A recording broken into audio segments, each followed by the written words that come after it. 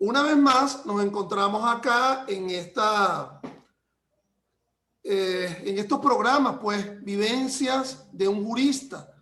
Hoy nos corresponde un gran amigo, el doctor Fermín Mármol García. Ejercicio práctico, concreto, es decir, la profesionalización surge hasta desde la propia formación. Por ahí alguien hablaba, no sé si eso es cierto o no, de un porcentaje de cuánta parte del sistema de justicia entre abogados, etcétera, provienen de la Universidad Santa María, y el porcentaje es alto, ¿no?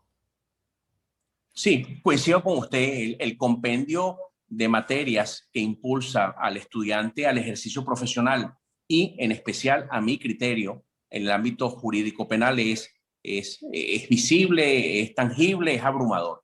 Y sí, realmente el estudiante y posterior profesional de la Universidad de Santa María ya está inserto o va a estar inserto en lo que es el sistema de justicia penal. Tal vez lo numeroso de estudiantes en el turno de la noche, que ya son funcionarios del Poder Judicial, funcionarios que pertenecen a entes de seguridad del Estado, y también muchachos que son asistentes en firmas de abogados, es notable en el turno de la noche, y eso realmente creo que es una ventaja. Creo que es una ventaja para nuestra universidad. ¿A qué edad comenzaste a manejar? ¿Cuál fue tu primer carro? ¿Ibas a la universidad en carro? No, el primer año de Derecho no. Yo ingresé en la Universidad de Santa María en octubre de 1989 con 16 años. Ah, Inmediatamente en diciembre cumplí 17, es decir, en el primer trimestre cumplí 17 y pasé el año 90 sin vehículo automotor. Al principio me llevaba mi madre o mi padre, pero después compañeros de la universidad que vivían en urbanizaciones contiguas me pasaban buscando. Pero sí, lo que recuerdo, profesor, es que fui hasta donde supe, el único de mi generación, el único de los muchachos de la misma edad que el papá le obligó a presentar examen escrito y práctico para hacerse una licencia. Mi papá me obligó a ir a San Bernardino. No sé si lo hizo con mi hermana mayor, no sé si lo hizo con mi hermano menor, pero de mis compañeros fue el único tonto, entre comillas, de forma jocosa lo digo, que mi padre me obligó a que me llevaran, y tuve que hacer el examen escrito allí, sentado en un pupitre de esa manera, y después en un carro a dar vueltas allí para que me hicieran el examen. Me obligaron a eso, y bueno, evidentemente entiendo la rigurosidad de mi padre en ese sentido, ¿no? Oye, qué bueno. Fermín, eso de que tu papá te llevaba a la universidad, yo quiero rescatar con estos videos, digamos, la civilidad, estos héroes civiles, ¿verdad? Que aquí solamente se habla de lo militar, pero estos héroes civiles que hicieron patria, un hombre tan circunspecto, tan correcto, como el doctor Fermín Mármol, el León, que hicieron patria desde el punto de vista policial, etcétera. Eso me imagino que cuando te veían a ti con el doctor Fermín Mármol allí en la universidad era como tú mismo lo relatabas, como si estuviese con Clint Eastwood allí caminando. Primero que eso era impresionante, ¿no? Porque lo conocía todo el mundo. Sí, sí, realmente mi padre logró tener una carrera policial que traspoló los muros de la institución. Seguramente su libro, Cuatro Crímenes, Cuatro Poderes, fue un libro que impulsó su buen nombre y apellido. Y también, evidentemente, lo que derivó ese libro en las películas Cangrejo y Cangrejo 2, como usted también las presentó. Y después en su vida privada fue un hombre que supo abonar amistades y respeto. Y eso es lo que yo rescato. Yo rescato que él siempre fue el mismo. Yo nunca vi a mi padre teniendo cargos, cambiando su forma de ser o cambiando en donde vivimos. Él, donde yo nací, ahí murió mi padre, en la misma vivienda. Donde yo nací, ahí murió. Y el tipo de vehículos automotores de mi papá de muy bajo perfil. El que más le gustaba y lo tuvo durante mucho tiempo era un Mustang 2 puertas de la década de los 80 y lo tuvo hasta el 90 y tanto. Es decir, ese era el estilo de él. Tú lo manejaste. Sí, un Mustang grisecito bien bonito. Entonces, y a esa famosa frase, profesor, uno se arropa hasta donde le llega la cobija. Y el tema de no envidiar que si el vecino iba para Europa, que si el vecino iba para Estados Unidos, a nosotros íbamos a las Mercedes de Paparo en Río Chico y éramos felices. Ojo, con esto no quiero decir que éramos conformistas, sino no, aquí, lo que procuremos económicamente como familia, hasta ahí nos arropamos. Y eso fue una bonita enseñanza de que a la gente se le valora no por lo que luce, lo que tiene, sino hay otras realidades, otras circunstancias de la vida. Yo eso quiero rescatar. Entiendo que estudiaste el posgrado en España, ¿no? No, fíjense lo siguiente, apenas egreso de la Universidad de Santa María, profesor, lo primero que ingreso es al Instituto Universitario de Policía Científica. Ahí hago mi especialización en criminalística, que eran 2 años, en esa época eran 2 años, 4 semestres, y después la maestría en criminalística. Cierro el ciclo porque como instituto universitario solo el techo era maestría. Hago mi especialización en criminalística de 2 años y con presentación de tesis y defensa de la tesis y mi maestría en criminalística. ¿Sobre qué la hiciste? Y cierro el ciclo. La tesina, ¿sobre qué lo hiciste? Hice cobro fraudulento de cheques emitidos por las compañías de seguro y analicé el etanol, el éter de petróleo y la acetona para modificar los cheques. Es decir, cómo estos 3 químicos podían suplantar lo escritural del cheque. El butanol, el éter de petróleo y la acetona. Entonces hice mi tesis sobre cómo estos químicos pueden influir en el papel soporte de los cheques que tenía la banca venezolana, pero fue una orientación específicamente en las compañías de seguro. Esa fue mi tesis con relación a la especialización de criminalística. Y sobre la maestría, quise irme sobre la problemática en la investigación criminal derivado de las explosiones que se produce en las tuberías de gas licuado de gas licuado. ¿Dónde la hiciste la maestría? De criminalística en el Instituto Universitario de Policía Científica. Ya. Ok. Había visto por allí en tu referencia que habías estudiado también en Salamanca, ¿o me equivoco? Sí, pero ya evidentemente culminadas la especialización en maestría en criminalística y la especialización en docencia universitaria en la Santa María, hice un curso de posgrado en ciencias políticas en la Universidad de Salamanca. Eso fue exactamente en el año 2003. En el año 2003. Bueno, vamos a ir hacia el doctor Fermín Mármol León. Obviamente que un antes, un después, ¿okay? En el desarrollo de la investigación criminal, en el cuerpo de investigaciones científicas, en el cuerpo técnico de policía judicial en ese momento. ¿Puedes mencionarnos algunos nombres de los compañeros del doctor Mármol León que tú quieras? Sí, de esa primera promoción rescato al comisario general Eleazar Cuoto Rendón. El comisario Eleazar Cuoto Rendón y mi padre son miembros de la primera promoción de la Policía Técnica Judicial en 1958. El comisario Cuoto Rendón, abogado, goza de buena salud. Tengo contacto, por supuesto, con su hijo Igor, con él. Le pido la bendición, por supuesto, al comisario Cuoto Rendón. Y son miembros de la primera promoción. La segunda promoción también son gente conocida. En esa segunda promoción estaba el comisario general José Ramón Lazo Ricardi. También estaba otro profesor de la Santa María, el comisario general Carlos Jiménez López, también fallecido. Son de esa segunda promoción de la Policía Técnica Judicial. Y también Manuel Molina Gasperi. Fue miembro de la segunda promoción. Entonces, fue una generación de hombres con sus virtudes y defectos que, bueno, evidentemente construyeron un andamiaje en la Policía Técnica Judicial, pero también en lo que fue la recomposición de la DIGEPOL para convertirse en DICIP. También el mayor cargo que obtuvo tu padre en el cuerpo técnico de policía judicial. En esa época, a lo que hoy se le conoce como subdirector de la PTJ, se le llamaba el comisionado nacional. Mi padre fue el comisionado nacional de la Policía Técnica Judicial, lo que sería equivalente a subdirector. Mi padre fue jefe de contrahomicidios de la policía, jefe nacional de investigaciones, que en esa época ser el jefe nacional de investigación era el jefe operativo de la policía, y posteriormente llega al comisionado nacional de la Policía Técnica Judicial, equivalente a subdirector. Y iguales circunstancias estuvo en la DICIP.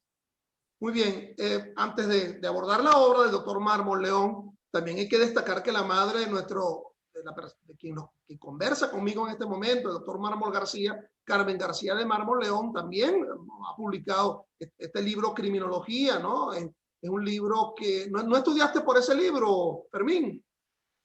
No, porque ya para 1996, que fue la fecha de presentación del libro, ya yo tenía 2 años de egresado de la universidad. Yo egresé en el año 94. Bueno, nos encontramos entonces con estas obras icónicas, íconos de la literatura policial, criminalística venezolana. 4 crímenes, 4 poderes fundamentalmente. Muchas ediciones. Yo creo que es un libro, un bestseller. Y luego otras obras del doctor Mármol León, Asesinato en el Bloque 76, 4 rostros del delito, Confidencias de un gabinete. Me imagino que lo de la confidencia de gabinete era en relación a su cargo como ministro en el gobierno del doctor Ramón J. Velázquez. ¿Es así, Fermín? Sí, ciertamente Confidencias de un gabinete relató varios sucesos complicados en la administración del historiador Ramón J. Velázquez. Me recuerdo el caso de los sobres bombas enviados a la Corte Suprema de Justicia, el carro bomba colocado en el Centro Comercial Ciudad Tanamanaco, otras explosiones que hubo, fedecámaras, la edición de vehículos de la Policía Técnica Judicial, pero también el libro habla sobre el narcoindulto a Larry Tobar Acuña y a su vez el tema referido a los movimientos militares que se estaban dando o que presuntamente se estaban dando a la cabeza de Ramón, el ministro Muñoz León, quise decir, Radamés Muñoz León, con relación a un tema de izquierda que quería desestabilizar el país. El último de los libros, La danza de las luciérnagas, ¿sobre qué trata? Se plasman 4 secuestros que se materializaron en Venezuela. Es un libro que pone el acento a un fenómeno criminal que estaba ya en auge en esta Venezuela del siglo XXI, como el secuestro estaba llegando y estaba cobrando fuerza y que no todos los finales son felices. Uno de los secuestros de una mujer que secuestran en la organización El Llanito en Caracas, que termina lamentablemente asesinada. Yo creo que fue un libro con mucha visión, porque realmente lo que vivimos los venezolanos después del año 2011 con el tema del secuestro fue espantoso. Los venezolanos desde el 2011 al 2014-15 vivimos un auge de secuestro muy importante, y este libro, que es de años previos, que fue el último libro de mi padre, que fallece en el 2011, bueno, es un libro que su escritor tuvo una gran visión sobre la problemática con relación al secuestro. Se vive de la literatura policial. Es decir, me imagino que el derecho de autor de tu padre por esa novela implicó algún tipo de ingreso importante desde el punto de vista económico. Sí, honestamente, el libro 4 crímenes y 4 poderes fue un libro que generó recursos interesantes, porque cuando se compran los derechos del libro para hacer las películas y que se emite Cangrejo y Cangrejo 2 por el cine venezolano.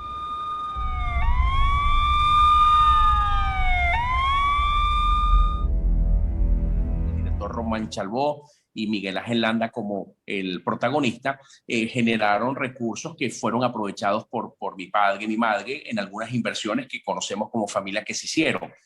Fueron importantes. Después vino el Viernes Negro de 1983 y lo escritural tuvo impacto para cualquier escritor en Venezuela durante muchos años, ¿no? Los libros se movieron bien, evidentemente se movió muy bien Cuatro Rostros del Delito, que es sobre delitos sexuales. Allí se vendieron alrededor de unos 70.000 ejemplares, que no se compara con el casi 1.000.000 de ejemplares que ha vendido en su historia Cuatro Crímenes, Cuatro Pérez, pero 70.000 ejemplares fueron muy buenos de Cuatro Rostros del Delito.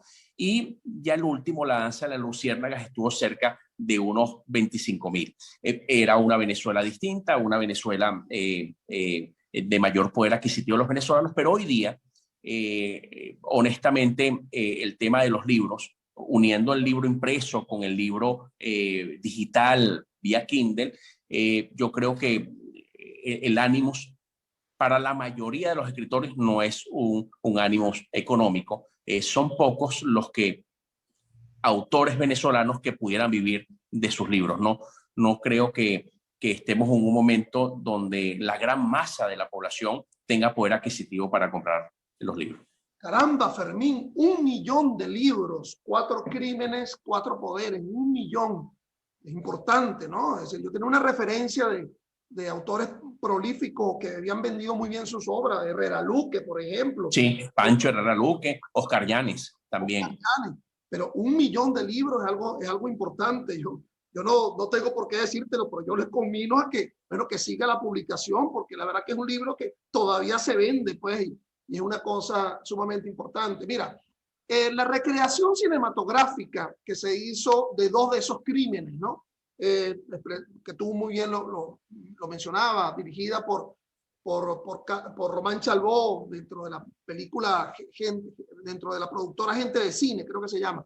Bueno, Cangrejo 1, sobre el caso del secuestro del niño, y el Cangrejo 2, bueno, sobre un caso muy polémico, ¿no? En los años 60 en el país, que fue el asesinato de la hermana de un sacerdote, ¿no? A mí, en lo particular, esa es una película que yo, de verdad, basado en la novela de Mármol, que yo recomiendo a mis alumnos, que siempre lo ubico pues, en mis clases, ¿no? De derecho procesal, porque es por primera vez en el cine venezolano, recreando la novela, que se trata el tema de lo criminalístico, el tema de los indicios, el tema de las evidencias. Mi pregunta es, ¿quedó satisfecho el doctor Mármol León con el resultado cinematográfico de sus películas? Yo me atrevo a decir, profesor Serpa, que mi padre estuvo más feliz con Cangrejo 2 que con Cangrejo 1. Es decir, con Cangrejo 2, él sintió que fue muy profundo las actuaciones en retratar el trabajo técnico y científico de la policía. Mi padre siempre vivió para enaltecer lo bueno de la policía científica venezolana. Fue un gran defensor de la policía científica. Fue de los pocos directivos de esa policía que realmente procuró defenderla. Y creo que con Cangrejo 2 coincido con usted. La manera en cómo se plasmó el trabajo técnico y científico, pero también el trabajo de pesquisa, quedó de manera exquisita. Cangrejo 2 es exquisita. En esos cangrejos, del caso del niño secuestrado y que muere, que es víctima del homicidio, es otro momento país, tiene un trabajo más hacia el área de pesquisa, poco hacia el área científica, tal vez el tema de la cadena y el candado, con que lamentablemente se sometió al niño, pero es tal vez el tema de la exposición del policía con el arma de fuego, con la patrulla y esas cosas, mi padre hubiese considerado que le quitó un poco de brillo para lo que, pero muy satisfecho con ambas películas, muy satisfecho, pero estoy seguro que él en algún momento expresó que su preferida era Cangrejo 2, con la actuación de Miguel Ángel Landa y Eduardo Serrano, que se votó haciendo el papel de sacerdote. Mira, Fermín, ese caso del sacerdote, como lo muestra la propia novela, el propio relato que hace tu padre y el final de la película, el epílogo, ya hubo sentencia, hubo decisiones, todavía hay una polémica alrededor del tema. Yo no quiero inclusive invadir aspectos en el ámbito personal de cada quien, sobre todo un caso que fue sentenciado, pero me imagino que tú en tus conversaciones con tu padre, él nunca tuvo ningún tipo de duda sobre que lo policial que se refleja allí fue lo que efectivamente ocurrió. Mire, le voy a dar una infidencia, profesor. Un paréntesis sobre ese caso. Estoy en el colegio La Salle La Colina, tercer año de bachillerato. Y delante de mí hay un niño orejón que no había estudiado en el colegio antes, era su primer año, no venía con nosotros de primaria, ni siquiera de bachillerato primero y segundo año. Estaba delante y yo le daba, como niño infantil de tercer año de bachillerato, en las orejitas. Bueno, profesor, al poco tiempo en el pasillo me ha dicho ese niño, que voy a omitir su nombre: tú te metes conmigo porque tu papá metió preso a mi tío. Me ha dicho ese joven. Bueno, era el sobrino del padre, del sacerdote, que no quiero decir su apellido. ¿Qué posibilidades, profesor, hay que el hijo de un policía y el sobrino de un homicida estén separados por un pupitre en bachillerato? Eso me pasó a mí. Jamás me metí más con ese niño. Ese niño me refirió que el libro de mi papá y esas películas estaban prohibidas en su familia, y de ese caso no se hablaba en su casa. Esa fue una única conversación que tuve con el niño en la plaza del colegio La Salle La Colina, y más nunca ese niño interactuó conmigo. Después estudió Derecho en la Santa María y me evitaba. No, más nunca habló conmigo. Yo espero que esté bien. Me parece que era una persona decente, agradable, sensata, pero eso me ocurrió a mí con ese caso de Cangrejo 2, que está relatado, que tiene su fundamento en Cuatro Crímenes, Cuatro Poderes. Sobre las discusiones de los casos, sí, siendo niño, recuerdo que evidentemente se conversó sobre esos casos, porque se hacía alguna reseña. Sé que intentaron demandar a mi padre y a gente de cine por Cangrejo 2. El caso lo tuvo un afamado procesalista penal, René Burós Arismendi.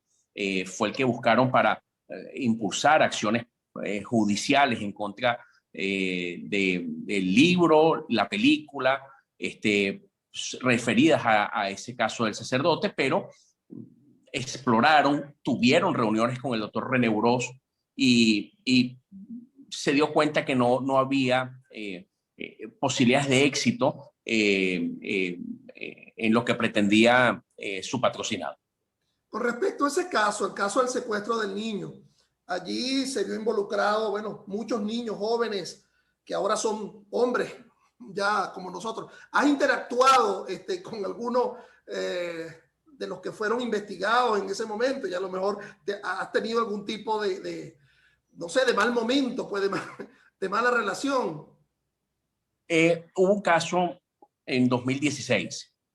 En diciembre del 2015, como se sabe, la Asamblea Nacional, los venezolanos votamos por una nueva Asamblea Nacional, y mayoritariamente 112 de 167 diputados pasaron en manos de la Alternativa Democrática. La presidenta de la Comisión de Política Interior, Delsa Solórzano, reunió a un conjunto de personas para hacer algunos proyectos de ley: Alberto Artiaga Sánchez, Javier Gorriño, Luis Isquiel, mi persona, entre otros, para hablar sobre dos proyectos de ley. Y tenía que frecuentar las oficinas administrativas de la Asamblea Nacional en el edificio Pajarito. Un buen día ingresa al ascensor Omar el Chino Cano, que es empleado de la Asamblea Nacional. Me dice: mira, Mármol, tú sabes que lo del libro, ahí lo que se habla son puras pendejadas. Me dice Omar Chino Cano, en un ascensor, no full, pero por lo menos con 10 personas allí. Y yo le digo, Omar, eso no lo deberías hablar tú con mi papá. No lo diste haber hablado con él, que ya falleció.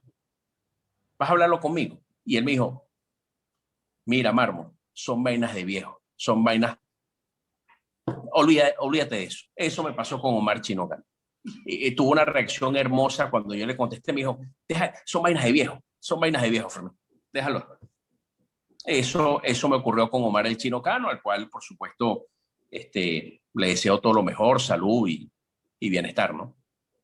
Por cierto, que esos otros libros, sobre todo Cuatro rostros de un delito y lo que menciona sobre los sobres bomba, etcétera, da para una película muy, muy interesante, ¿no? Yo, como juez en la Corte de Apelaciones, tuve un caso, ¿verdad?, en donde alguien que participó de esos hechos solicitaba el recurso de revisión, es decir, porque aún cuando fue condenado pretendía que se revisara su condena sobre la base de hechos posteriores y no se concedió, pero son casos muy interesantes.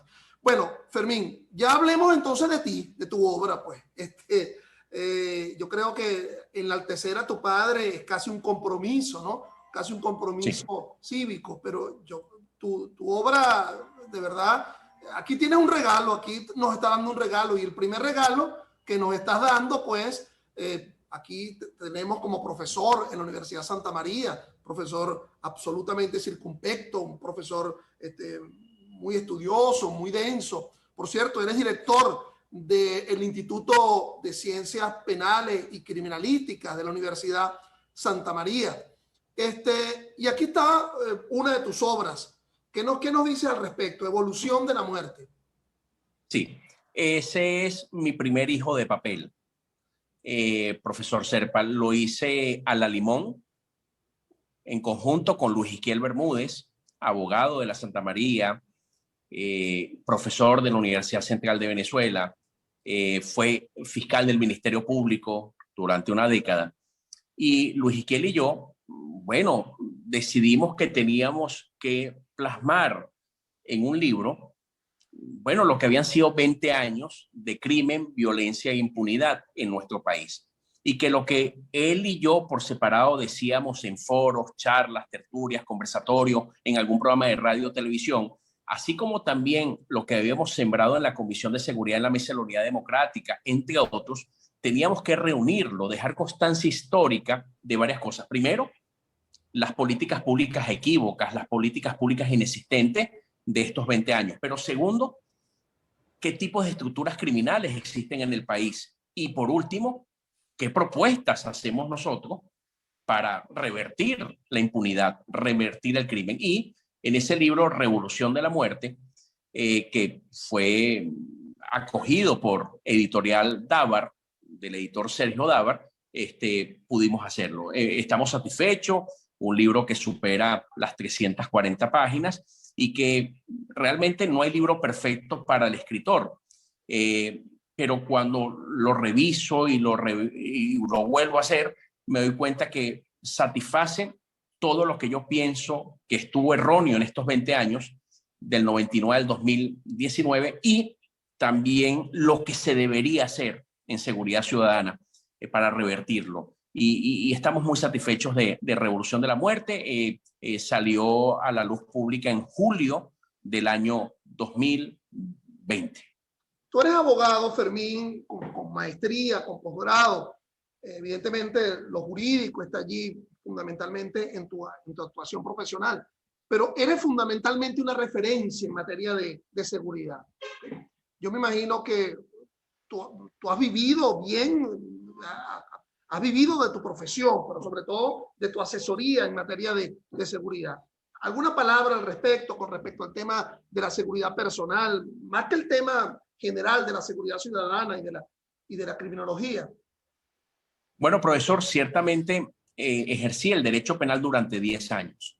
Es decir, tuve la oportunidad de litigar a la sombra o al paraguas del Código de Enjuiciamiento Criminal, y tuve la fortuna de también hacerlo con el Código Orgánico Procesal Penal y haber estado en juicio oral y público con tribunal mixto, juez profesional con escabino, y defender a inspectores de la Policía Técnica Judicial acusados por homicidio calificado y lograr la absolutoria. Tuve esa experiencia como abogado de libre ejercicio de estar en lo que fue el sumario del plenario del Código de Enjuiciamiento Criminal y lo que fue todo la fase de investigación, fase intermedia y fase de juicio en varios momentos.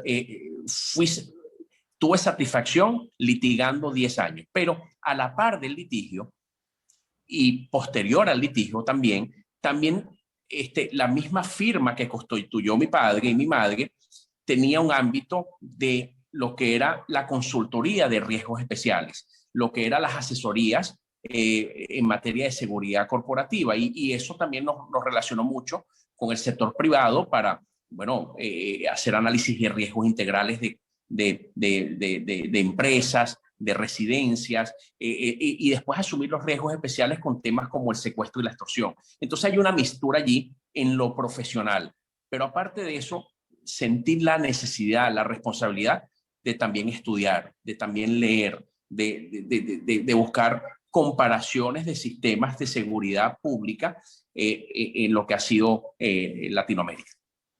Muy bien.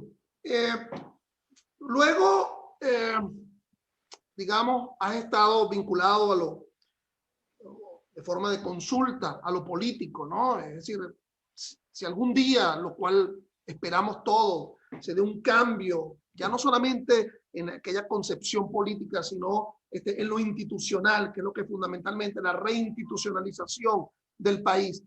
¿Cuáles serían las dos primeras aspectos que en el ámbito de la seguridad ciudadana tú recomendarías fundamentalmente? Dos, para no hablar de muchas. Yo estoy convencido, profesor, que lo primero que tenemos que hacer es identificar a hombres y mujeres decanas que estén en perfectas condiciones espirituales, mentales y físicas para que regresen a reinstitucionalizar el país. Tenemos que unir la vitalidad del joven con la experiencia. Aquellos hombres y mujeres que sirvieron al Poder Judicial, a las fuerzas de policía de investigación criminal, a los órganos de seguridad de Estado, a los órganos preventivos, van a tener que comprender que van a tener que retornar por varios años para reconstruir el país, porque no pueden solo los jóvenes reconstruir las instituciones. No podemos los inspectores convertirlos en comisarios, ni los secretarios de tribunales convertirlos en jueces, ni los jueces de primera instancia convertirlos en magistrados. Eso no funciona en lo que ha sido la reconstrucción de países como Chile, la reconstrucción de España, por poner dos ejemplos. Aquí tenemos que irnos a un tema de meritocracia y apreciando la experiencia. Es la primera medida. Y la segunda medida que tiene que evidentemente ser rápida en estos temas es el decidir quiénes van a ser los aliados. Porque los aliados que hoy día han acompañado 22 años de proceso político, no lo son. Los aliados tienen que ser los gremios, las universidades, las ONG, los medios de comunicación social y el sector privado. Esos son los grandes aliados en políticas públicas de seguridad ciudadana. Así fue en Colombia, así fue en Brasil, así fue en el Triángulo Centroamericano y así fue en México. Pero qué coincidencia que los que han sido los aliados para otros países, aquí son los enemigos. Los enemigos es la Iglesia Católica, las ONG, las universidades, los gremios, los medios de comunicación. No, nosotros queremos la alianza perfecta con estas fuerzas vivas del país para hacer lo correcto en lo preventivo, pero también de lo represivo en el ámbito jurídico penal. Y bueno, después vienen otras, la necesidad de refundar instituciones, de hacer nacer unas nuevas y todo el andamiaje jurídico que realmente tiene que modificarse y algunos derogarse, ¿no? Sin duda en la expresión o en la frase, la institucionalidad del país actual, política, es delincuencial. Sí, yo creo que tenemos la república le ha dado paso a otra forma de Estado. No tenemos una república. No tenemos esa división de la que habló Charles Montesquieu, el Barón de la Breve. No hay una trilogía de poderes públicos o los poderes públicos que recogió la del 99. No lo hay. Aquí hay un único poder bajo tal vez un estado comunal, pero esto no es una república, esto no hay una división de poder, esto es un país que ni siquiera es esa famosa expresión, creo que de Guzmán Blanco, que Venezuela era un cuero seco, donde lo pisaba se levantaba por el otro lado, que lo dijo en un contexto distinto, pero por lo menos Venezuela era un cuero único. Yo creo que este es un país totalmente fragmentado, son parcelas de poder con un objetivo común que es mantenerse en el poder, pero son parcelas de poder, el poder que tiene Ángel Serpa, el poder que tiene Fermín Mármol y su esfera de influencia.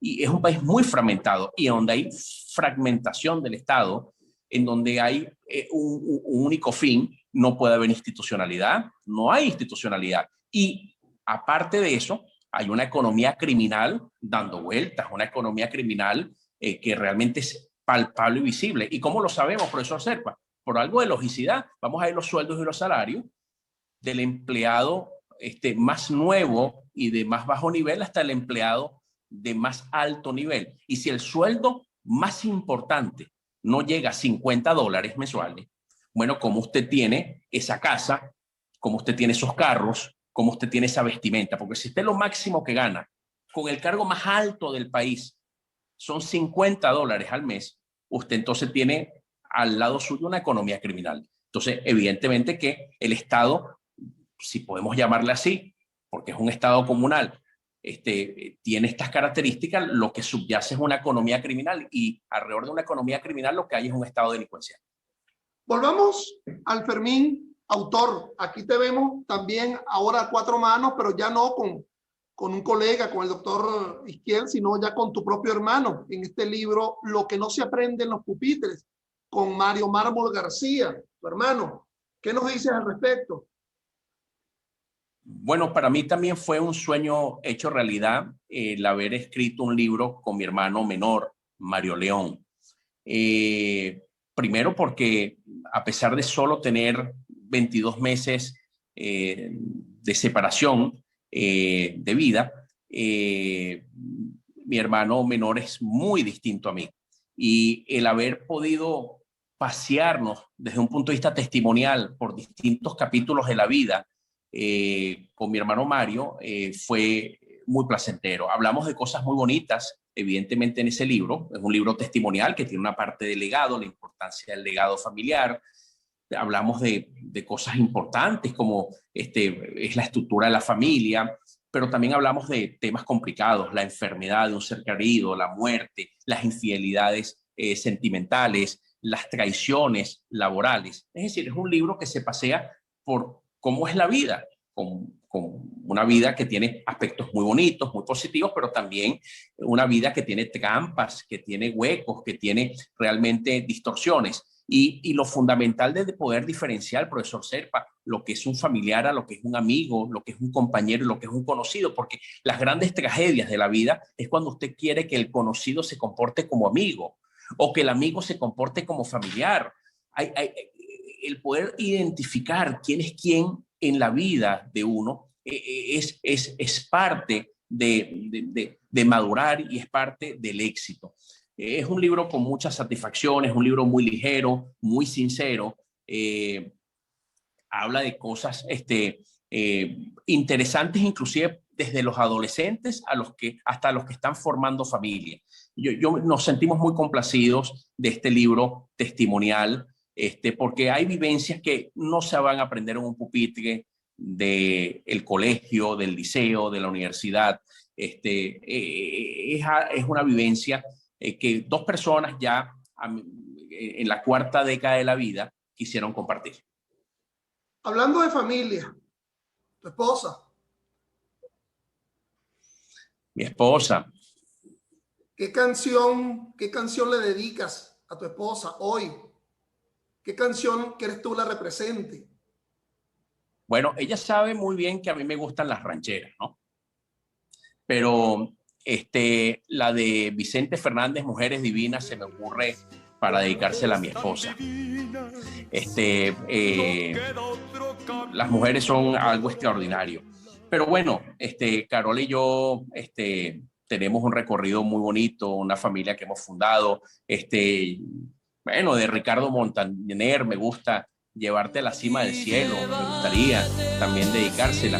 todo lo bueno quisiera dedicársela. Es una gran mujer y una mejor madre. En verdad que estoy sorprendido porque somos de una nueva generación y los dotes de mi mujer como madre no los veo a simple vista cuando hago una visión 360, profesor Serpa, no lo veo. Esta es una mamá de verdad.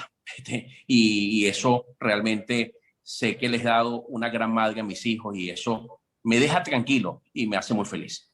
Muy bien, qué lindo, qué linda esa palabra, doctor. El sentido familiar de un hombre, de un hombre con tanta responsabilidad. Mira, Fermín, yo tengo por aquí, ya casi para terminar esto, ¿no? Lo que yo llamo palabras en controversia, ¿verdad? Son frases muy someras en donde a lo mejor algo no podrá decir, para luego entrar en mi listado de 5 palabras que a lo mejor tú tendrás algún tipo de reflexión sobre ellas. La primera de esas frases es ¿Mármol León o Mármol García? Uno vive en el otro. Mi padre vive en mí. Gracias. La segunda es prevención o represión. Son una pareja que debe bailar juntos. Ninguna es más importante que la otra. Es un vals que debe de disfrutarse entre las dos. Criminología o criminalística.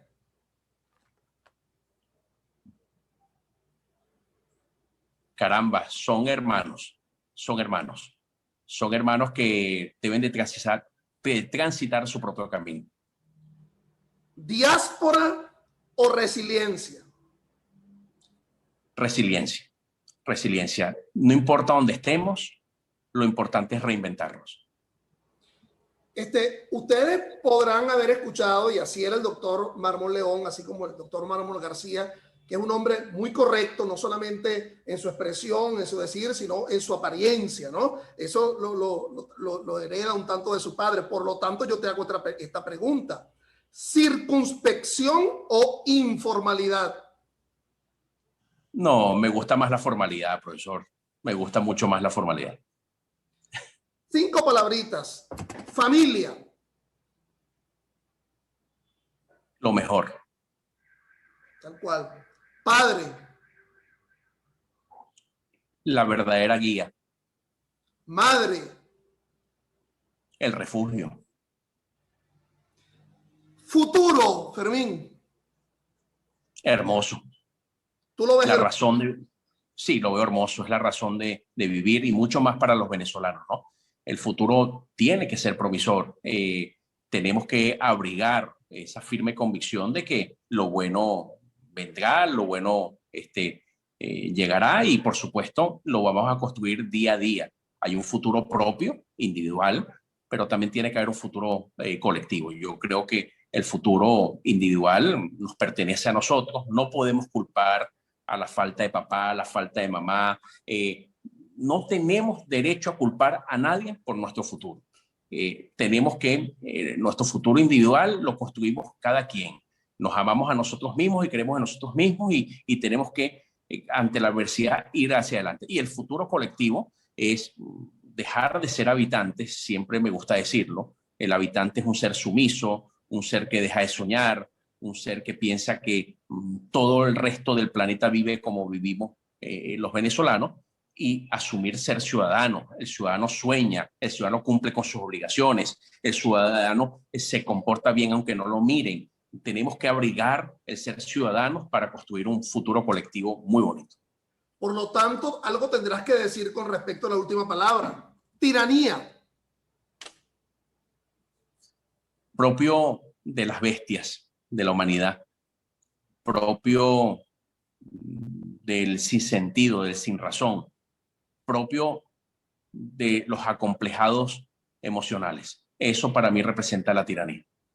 Muchas gracias, doctor Fermín Mármol García, no solamente heredero de civilidad, sino también hacedor de un presente y le auguramos un gran futuro. Yo creo que el nombre de Fermín Mármol García ha de estar muy presente en los venideros años, décadas. en el ámbito de esta Venezuela a rescatar. ¿Alguna cosa que quieras decir finalmente, Fermín? Primero, darle las gracias a usted, profesor Ángel Serpa. Lo otro que quería decir es que yo, como director del Instituto de Ciencias Penales, Criminológica y Criminalística de la Universidad de Santa María, recibí el testigo de usted. Sí. Usted es el fundador de ese instituto y yo he recibido el testigo de parte suya y eso me honra muchísimo porque en verdad que su dilatada trayectoria, sus quilates académicos, me sorprendió que yo pudiera estar en este ciclo. Y me encanta que haya sido así y que yo pueda contar con usted. Y lo tercero que deseo decir en este programa es que deseo que este programa dure muchísimo tiempo para hacerle honor a tantos hombres y a tantas mujeres que pertenecen a nuestra ciencia, que pertenecen a nuestra rama del saber. Es necesario que veamos los tesoros de nuestros profesores, de nuestros amigos, de nuestros compañeros. Yo he disfrutado mucho los encuentros académicos a distancia que he podido observar con Jorge Rosell, con Alberto Arteaga Sánchez, y bueno, y voy a estar pendiente también de otros compañeros de ramas del saber, de nuestra rama del saber, para seguir creciendo y seguir nutriéndonos. Ojalá que estos programas pudieran ser proyectados en los canales privados de las universidades. Imagínense que cada universidad tuviese su canal privado. Hay que soñar a eso, hay que soñar que tener una gran hemeroteca de recogimiento de tantas cosas hermosas. Lo bueno siempre tenemos que aplaudirlo y procurarlo. Y usted está procurando algo bueno y le felicito y pido a Dios que lo bendiga. Gracias, Fermín. Un abrazo. Hasta luego.